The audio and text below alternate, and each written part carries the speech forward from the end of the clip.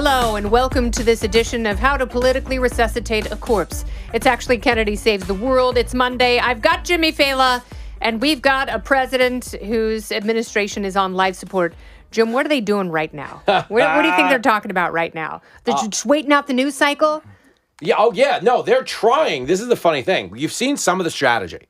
They're trying to do the whole one bad night. It wasn't a bad night. It was dementia. We don't care about the bad night. Obama had a bad night at a debate. Trump had a terrible night. His first debate against Biden, where he was defeating COVID. I think he had COVID at the time. He might have also had Adderall. I don't know. I'm not a doctor. But he was pretty hopped up. Nancy Pelosi is a doctor now. Yeah, apparently. Yeah, because they're going with this thing, too. Yeah, well, a lot of doctors say Trump has Alzheimer's. So it's like you're loosely accusing the guy who looked pretty good of having the thing that the guy who completely that's the point. Bombed absolutely has. After all the money in the world, in terms of political strategy dollars that have gone into this campaign, we're down to, I know you are, but what am I? Do you remember the scene in Pee-wee's Big Adventure? I know you are, but what am I? I know you are, but what am I? Infinity. That's what we're down to now. Nancy Pelosi is leading the I know you are, but what am I? Yeah. There's no version of this where the family's going to step aside. Hunter needs a pardon. Yes. He needs, there's nothing to lose by keeping the guy on the ticket. But what people don't understand is the dynamic between Hunter and his dad. It's a very codependent relationship. Yeah, big time. Like, you know, Joe has been through a lot with his kids. He's already lost two children. That, you know, that's really traumatic. That's and I feel bad for the guy. Me too. So, you know, he's got Hunter who's in his ear constantly. And it's like Joe has Stockholm syndrome. Like Hunter has been holding him hostage for years. He's like, Dad, you have to stay president, Dad. We need this. You're the best one ever. You have to have 2 terms, Dad. You're better than Obama. You want to be 1 term? Obama had 2, Dad. Doc, I'm winning get 2 terms. And then there's this other reality that Jill, who actually does, you know, see him as like a rescue dog, the way she treats him. Adopt, don't shop. Yeah. She's like, you answered all the questions. You had all the facts. You went pee-pee in the potty. That's exactly what she did. Yeah. She should have given him a treat on the stage. She should have. Yeah. Because all of the other Probably gave him his other half of the Adderall. Well, no. I don't believe he got the first half of the Adderall. I think he successfully dispelled notions of performance-enhancing drugs being used. I don't think anybody watched that and said he was on something. Okay, here's the thing.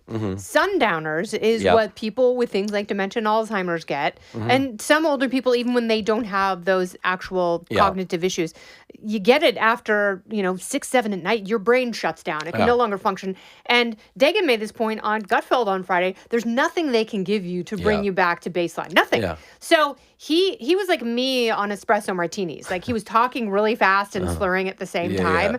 So I was watching that like, oh my God, that makes me want to go to Del Frisco's. But they gave him something, but his brain was like, no bueno. It didn't have it. It's like malaria sleep. Like you're so tired. It's like a Red Bull isn't going to pick you up. But that's a lot of what he was talking about. Have you ever watched someone next to you talk in their sleep? That's what you're watching. Because he was just yelling out random, women are getting raped by their brothers and sisters, mothers I don't know if that's the talking point that they should have worked into the debate prep. Like that one, unfortunately, stuck.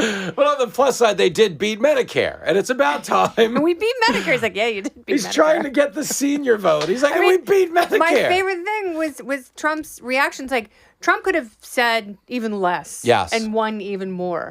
Because when he was just looking at him in the split screen, he's looking at him like, he's like, I'm actually trying to have a debate of ideas in my record. And like, this guy, Puddin' Brains, isn't even there. And Trump was like, he doesn't know what he just said. I don't know what he just said. I don't know what he just said at the end of that sentence. I don't think he knows what he said either. That was like the one time he kind of indulged it. Yeah. But I gave him credit because I think he at least had the stage presence to realize how bad this looked. Yeah, and he could have. And I think Trump 4 years ago, Trump 2016, would have beaten him like a piñata. Yeah, get the words out, Joe. He can't get the words out. No, he really would have. But he looked empathetic.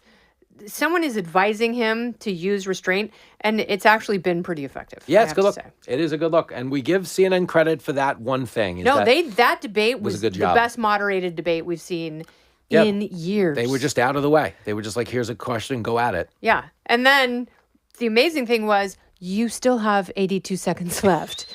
And they're like, and then Biden would start talking, and Dana Bash like, thank you. Yeah. Like her helping him out by pointing at Trump. Like the stuff we've seen in the post-mortem, like her like. And it's like, you're not supposed to be doing that. Yeah. Well, okay, Donna Brazile. She was, that's the point, is we give them a lot of credit for a good debate, but she also at times was finishing sentences for Biden. Yeah, and then cutting him off when he was trailing President Trump? Yeah. Because that's what she'd say. Thank you. And then he'd just be like, dude.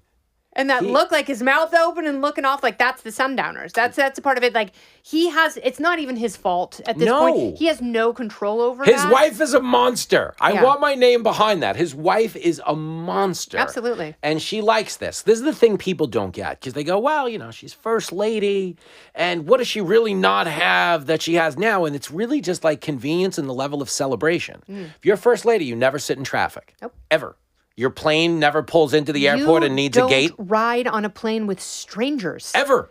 Yes. There's no wait for your reservation at a restaurant. There's no nothing. You don't carry a passport. Think about this. If you are the first lady, your life is more convenient than, say, Jeff Bezos and Lauren Sanchez. Because everywhere they go, they are still civilians. They don't have, Do you think that Jill Biden is going to get a set of water balloons like Lauren Sanchez? I mean, wouldn't that be quite a turn? It might swing popular sentiment in her favor, because right now they don't realize how loathed she is. Yes. She looks bad. And because the right is winning the culture war for the first time ever, which is that's very recent. It's only in like the last 2 years. But if you look at like social media and everything, the right is dominating in like the spaces of comedy and in the spaces of actual opinion. And I don't think they know that yet. No, and she looks bad, dude. Democrats are the queers for Palestine who show up at the Pride Parade and sit down so no one can march and have fun. Yeah. And so like they have to shut off the music. Yeah, we're like, oh, everyone hates you. Everyone has to put pants on. Like, it sucks. Oh, everyone hates you. And that's Jill Biden. She's that person. And there's a lot of we. I mean, it's like, we. She sounds like a little piggy running all the way home. Yeah. It's like, she doesn't talk about him. She's like, well, we'll make that decision and we know. And it's like, oh, I can see the little strings. Yeah. Joe Biden's changing his campaign slogan to kill me. It's like, please, somebody. He's a mess. But I will say this, to put a fine point on it. Yeah. I do know of a TV show that's putting out a fake commercial for elder abuse Barbie this week. And I think it's well-deserved.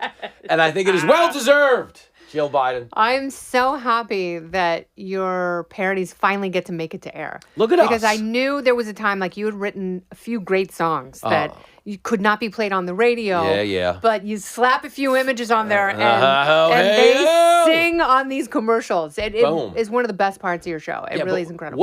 Thank you. What a gonzo time in America, though, that on the actual eve of the debate and the day of the debate, Trump is posting these sketches. It's incredible. That's the guy in the debate stage. The tour manager texted me and was like, you're not going to believe this. Trump just posted one of Jimmy's commercials. And after all of that work, nothing we could do is remotely as ridiculous as what happened on the stage. And it only gets crazier. Then today the Supreme Court's like, yeah, you know what? You can pretty much do anything. Do you want? Yeah. Nobody cares at this point. And Keith Olbermann, well, then Biden can send the army and he and I can arrest Trump and it's fine. It's like, it's actually not what they said, but sure. Yeah, go ahead. Just make it even weirder. Please let us never have normal politics again. No, it's over. That ship has sailed. All right, Jim. I'll talk to you. See you on the 4th. Dang right you will. I was going to say see you next Tuesday, but that wouldn't be very nice. This has been Kennedy Saves the World, along with Jimmy Failla. I'm Kennedy.